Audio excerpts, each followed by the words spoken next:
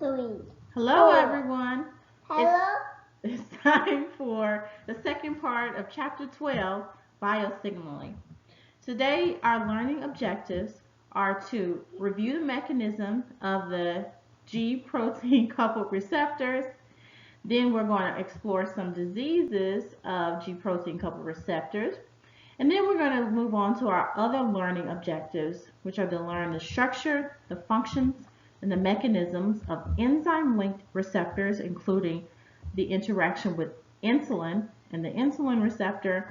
And then we're going to go on to learn the structure, the functions, and the mechanisms of the gated ion channel.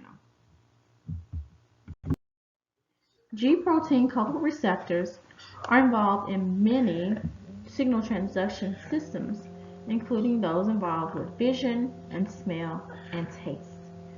First, let's review the beta-adrenergic receptor complex.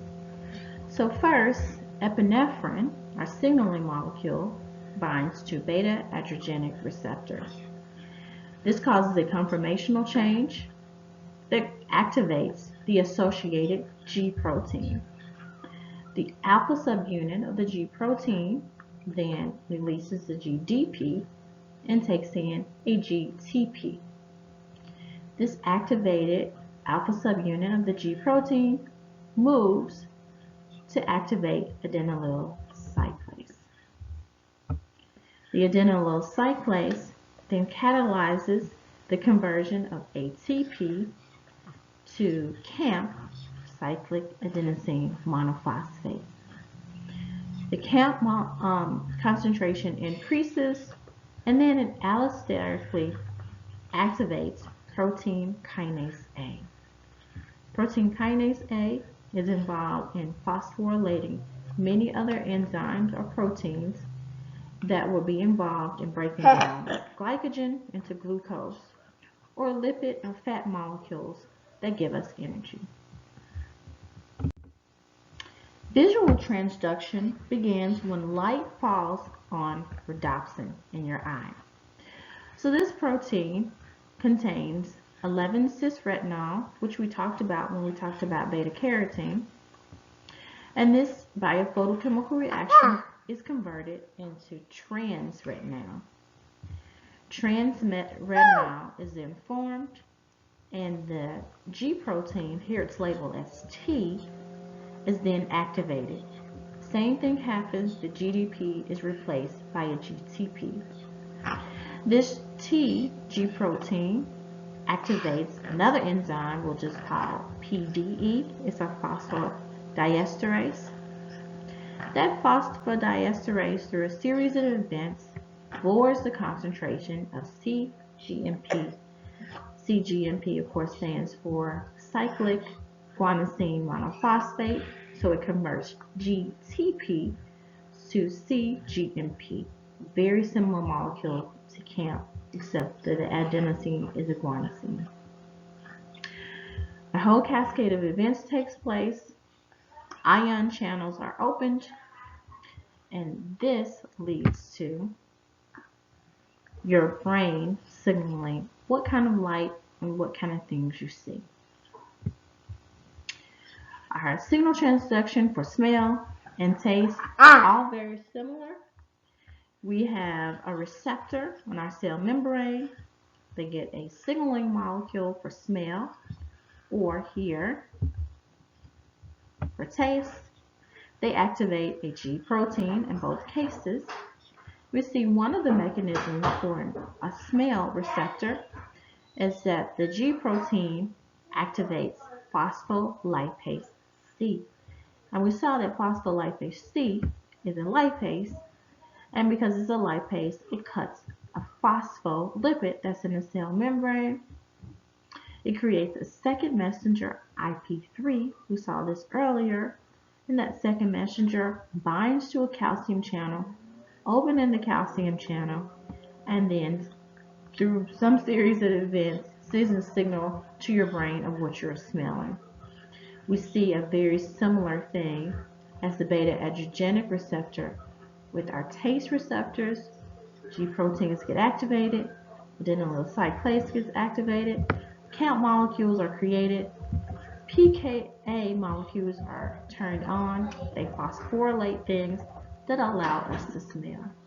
So we'll see all our G protein coupled receptors, those involve vision and smell and taste, all have very similar mechanisms where the receptor has a conformational change. The G protein is activated by exchanging a GDP for GTP. A target protein is then activated. A second messenger in all these cases is then created, except for in the case of light, it's then decreased. And then another cascade of events happens that allows our brain to detect the signal.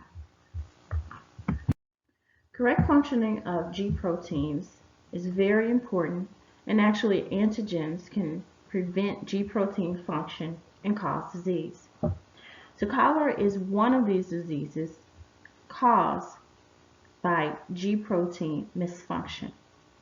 People with cholera have headache, vomiting, nausea, abdominal cramps, and diarrhea, and it causes over 100,000 deaths per year, usually from drinking contaminated water after a natural disaster. It's caused by a bacteria that causes a G protein, and once inside the cell, the cholera enzyme actually transfers part of an NAD+. An NAD+ we would just call a nucleotide. And here's the structure of NAD+.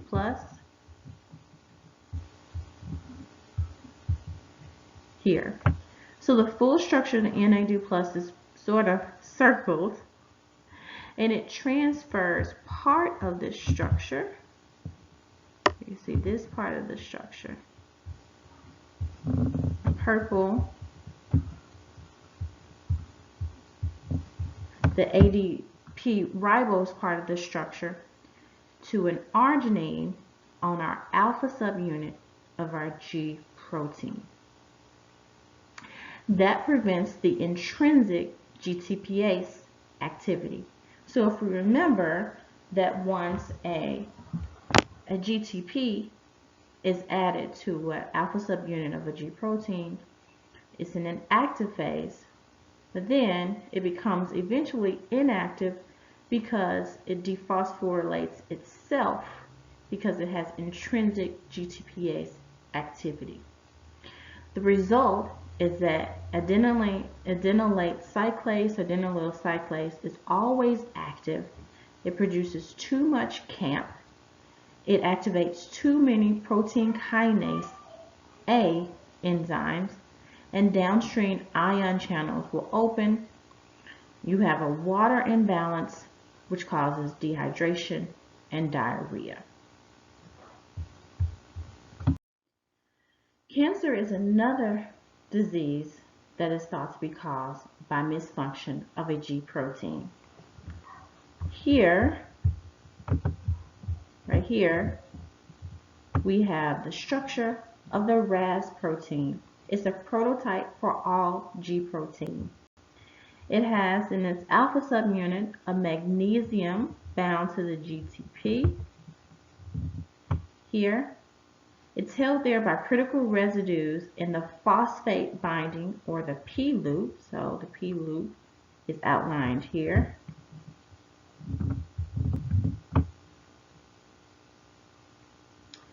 A threonine in the switch 1 region, which is another region. A glycine in the switch 2 region. An alanine gives specificity to GTP over ATP. So we have a magnesium involved and other amino acids involved in making it specific to GTP over ATP. It's thought that about 25% of all human cancers are caused by a mutation in the RAS protein. Mutations leading to cancer tend to be in the P loop.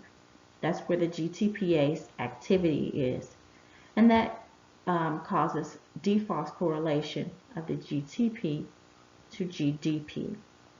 So many cancers that can be caused by mutations in the RAS protein could be neurofibromatosis, or skin cancer.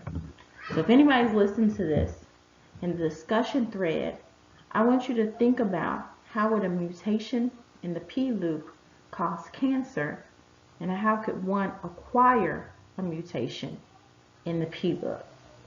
So if you're listening to this, 1 point on your next exam, if you answer and think about the discussion question, how would a mutation in the P loop cause cancer, and how would one unnaturally acquire a mutation in the P loop? Now that we have thoroughly reviewed the mechanism and the function of our G protein coupled receptors, let's go on to our next objective, which is to learn the structure and the mechanism of our enzyme-linked membrane receptors. Many membrane receptors consist of extracellular ligand binding domain and an intracellular catalytic domain. So actually the receptor contains a ligand binding domain, and inside the cell we have our catalytic domain. The most common catalytic domains have the tyrosine kinase activity. Remember that a kinase adds a phosphate group, and it adds a phosphate group to itself. Autophosphorylation leads to a conformational change, allowing binding and catalytic phosphorylation of specific target proteins, and it adds a phosphate group to a tyrosine in specific target proteins. Some catalytic domains have guanylyl cyclase activity, and we see the name of the enzyme is going to cyclize a guanosine to convert a GTP to a cGMP, or cyclic guanosine monophosphate, and another second messenger. There are many receptor tyrosine kinases, just like there are many G protein coupled receptors. The mechanism that we will learn for this is the insulin receptor. The insulin receptor is shown here. And many of our growth factor receptors, or receptor tyrosine kinases. So on the extracellular side, we have the binding of the hormones. So this will be for insulin binding. These would be for the growth factor ligands to bind. And on the intracellular side, we have our catalytic domain. We're really bad at drawing circles here. We have our catalytic domain where we autophosphorylate a tyrosine. And many times on the extracellular side, we will have an IgG-like domain. So very similarly, our growth factor receptors have IgG-like domains. We also see the motif of leucine-rich domains as well as cysteine-rich domains. Those are all very common. So we're going to have some binding activity as well as some catalytic activity in the same receptor of our receptor tyrosine kinases. The insulin receptor, of course, binds to insulin. Now, what is insulin? Insulin is a peptide hormone, so it's just a peptide. It has an A chain and a B chain that are linked by cysteine linkages. It's produced by the beta cells of the pancreas and is responsible for the glucose uptake and regulation of metabolism. So it's a hormone, but it's just a peptide, a very short peptide. Insulin is produced and released from the pancreas in response to nutrients such as glucose. So if you eat a very sugary meal with a lot of sugar in it, your pancreas is going to start releasing insulin in response to that. Insulin reaches the target cells such as the liver, the muscle, or the fat tissue cells via the bloodstream. Binding of insulin to the insulin receptor initiates a cascade of events that leads to increased glucose uptake and metabolism.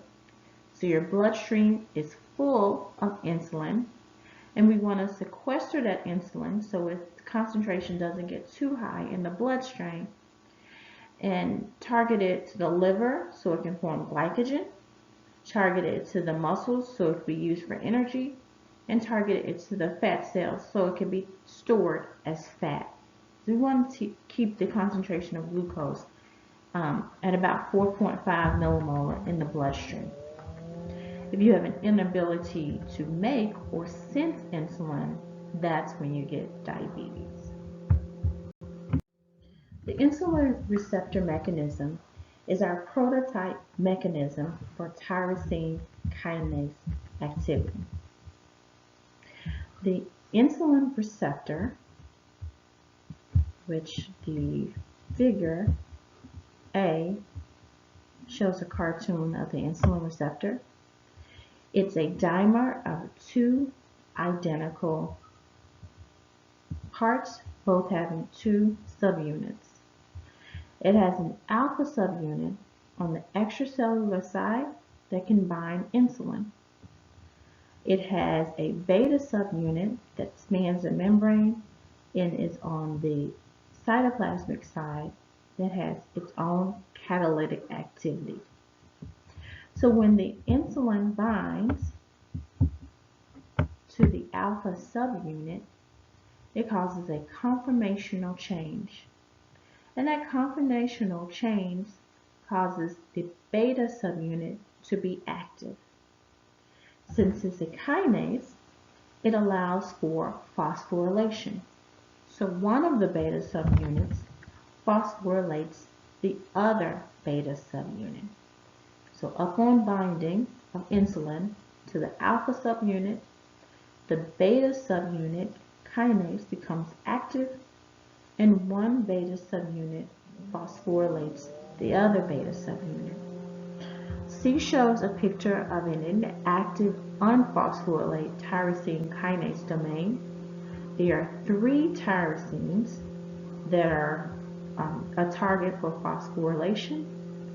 They are not phosphorylated when there is no insulin bound, but when insulin binds, we have kinase activity, and those 3 tyrosines get phosphorylated by the other beta subunit.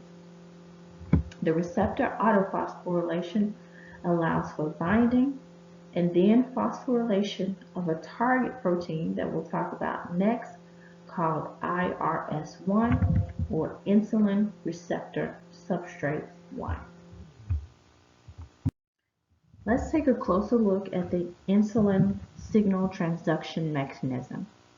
So we said that insulin binds to the alpha subunit of the insulin receptor. The beta subunit is then activated and is autophosphorylated by the other beta subunit. Eventually, the IRS1, the insulin receptor substrate 1, gets phosphorylated. And then we have a lot of events that you don't have to memorize, but I want you to be familiar with, and I want to show you once. The insulin receptor substrate phosphorylates or activates many other proteins, the GRB2 protein, the SOS protein. Here's a key player that I want you to recognize. The RAS protein that we just saw is a G protein. That means when it gets activated, it exchanges a GGP for a GTP, and then it can go along and activate other proteins. So RAS, a G protein, eventually gets activated after the IRS1 is phosphorylated. So here is the RAS protein, so make sure you are familiar with that. Eventually that happens. The RAS protein activates another protein called RAF1. It activates another protein called MEK. It's MEK, so we know it's a kinase. It gets phosphorylated and has the activity or the ability to phosphorylate. So our MEC protein phosphorylates another protein called ERK. So ERK is another key player that you should be familiar with. The ERK protein is a kinase, but this kinase has the ability to enter the nucleus. So the ERK protein enters into the nucleus of the cell. So what happens in the nucleus of the cell? In the nucleus, we have transcription and then translation, and it stimulates expression of genes that can make proteins that are able to deal with the uptake of glucose. So that's what you should know about the insulin transduction signaling process. Once we have binding, the alpha subunit, we have a activation of the beta subunit. It phosphorylates the IRS1 through a series of events. We have activation of a RAS protein, which we just learned about. It's a Gprotein. Eventually, we have phosphorylation of the ERK protein. The ERK protein is phosphorylated and it can enter into the nucleus. It activates or phosphorylates, because it's a kinase, the ELK1 transcription factor, and we have transcription and translation of genes that can help in the uptake of glucose. Insulin actually works in two ways. It moves GLUT4. If you remember way back, GLUT1 is a transporter that can move glucose inside the cell. GLUT4 is another transporter that can move glucose inside the cell. And as I said before, you want to move glucose out of the bloodstream into the cell so it can become fat or it can become glycogen, because you don't want the concentration of glucose to run rampant in the bloodstream. So insulin works by moving GLUT4 to the membrane surface, and it regulates transcription of more than 100 insulin-sensitive genes.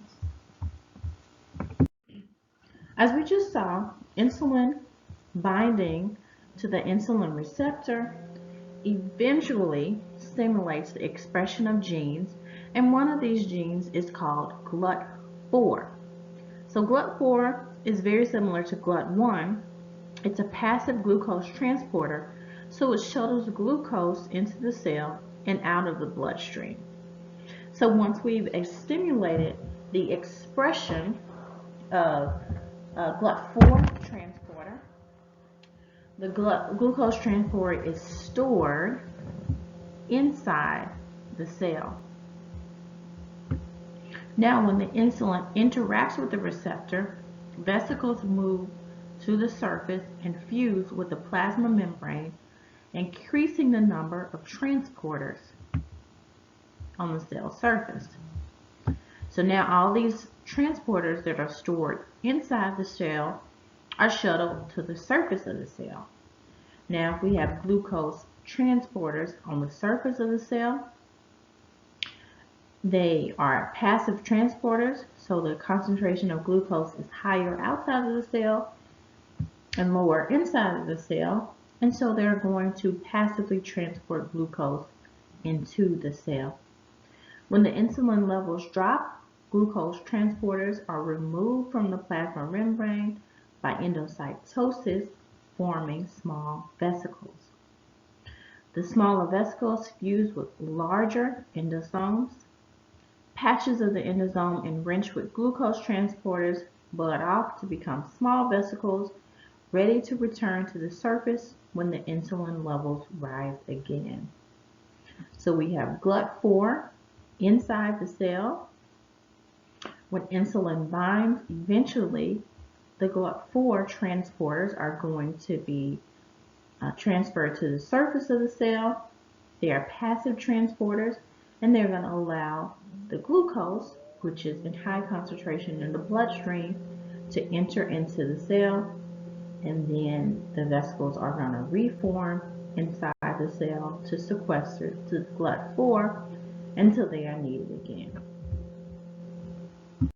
An alternative pathway for glucose uptake branches from IRS1, leading to activation of glycogen synthesis. So we want to synthesize glycogen because we want to take the glucose out of the bloodstream and turn it into glycogen. So if we remember the pathway, or remind you of the pathway again, we have the alpha subunit of the insulin receptor. It binds insulin. That activates the beta subunit.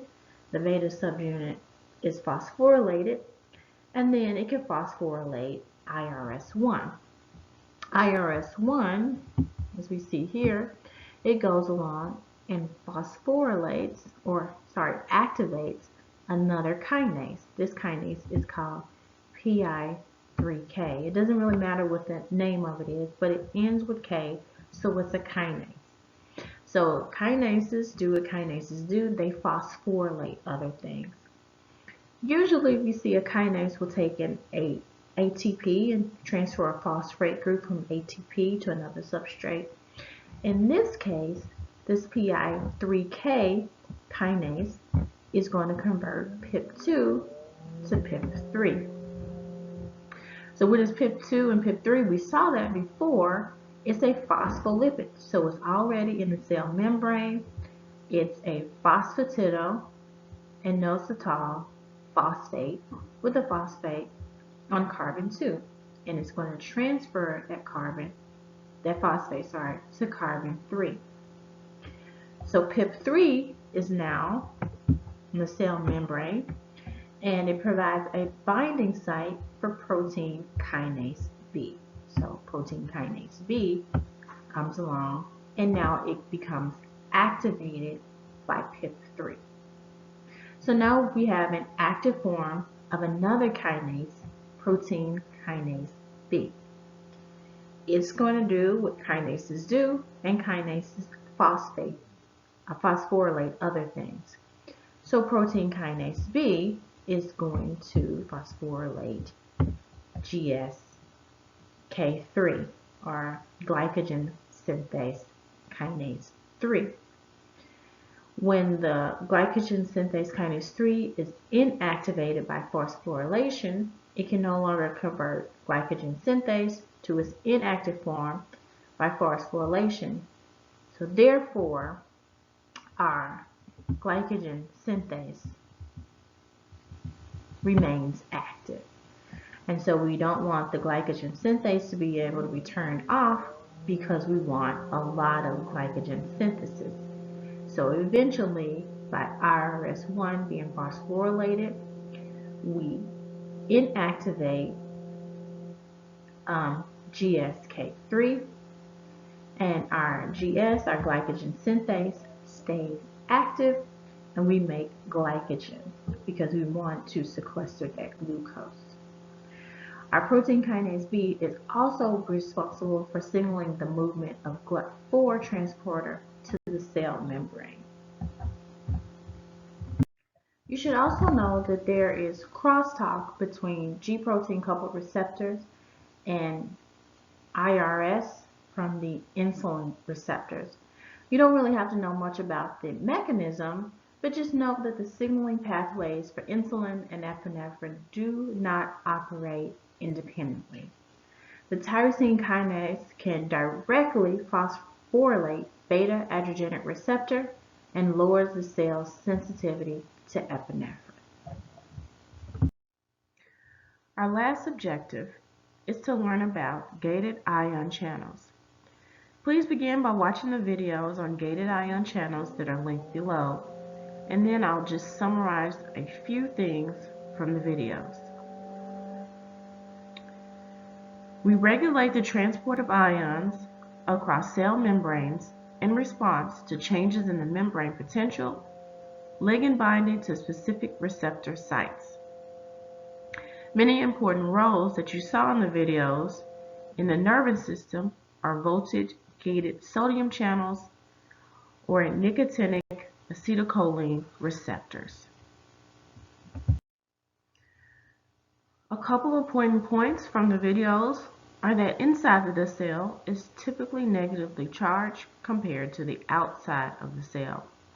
The electrical potential is between -50 to -70 millivolts. This membrane potential is largely due to the electrogenic sodium-potassium ATPase antiporter. So we talked briefly about this transporter, this active transporter that pushes 3 sodiums out for every 2 potassiums that it lets in. This flow of ionic species across the membrane depends on its concentration gradient and overall electrical potential. Lastly, signals within the nerves propagate an electrical impulse. Depolarization is when we move a positive charge inside the cell. Propagation of the impulse involves opening the voltage-gated sodium channels. Opening voltage-gated calcium channels at the end of the axon triggers the release of neurotransmitter acetylcholine. Acetylcholine opens a ligand-gated ion channel on the receiving cell. These are just some points that were mentioned in the videos, but make sure you watch those to learn all you need to know about gated ion channels. In summary of Chapter 12, what we learned were some general features of signal transduction.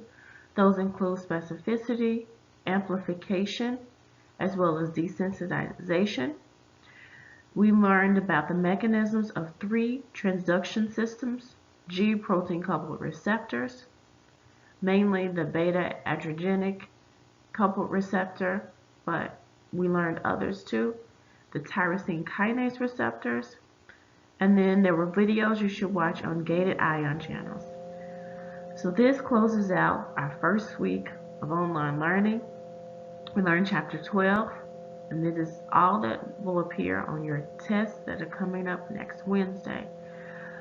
I hope you stay safe and well and keep praying. See you.